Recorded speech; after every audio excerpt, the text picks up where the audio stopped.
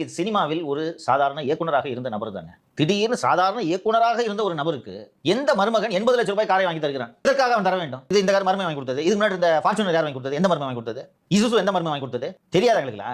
எனக்கு நான் இதெல்லாம் பேசியிருக்க மாட்டேன். நான் ஓட்டு போடுற மக்களை நீங்க எப்படி சார் பைத்தியக்காரன்றீங்க? இந்த மக்கள் அவ்வளவு இன்டெலிஜென்ட்டா அதிமுக திமுக நிராகரிச்சுட்டு இன்னைக்கு ஒரு நல்ல ஆட்சி, எங்களுக்கு வேண்டிய ஆட்சி எதுன்றதை தேர்ந்தெடுத்து இன்னைக்கு இது வரைக்கும் 3 மாசம் நல்லா வருதாயா? அப்ப மக்கள் இன்டெலிஜென்ட்டா இல்லையா? நான் அவ்வளவு பைத்தியக்காரன்றேன். எங்களை தெருவில் நிப்பாட்டிட்டீங்கன்னா நீ எங்க தெருவில் நிக்கிற? மர்மம் கொடுத்த வண்டியில போறீங்க, பக்கத்து பிளாட் 2 கிரவுண்ட் பிளாட் வாங்கி கபலீகரம் பண்றீங்க.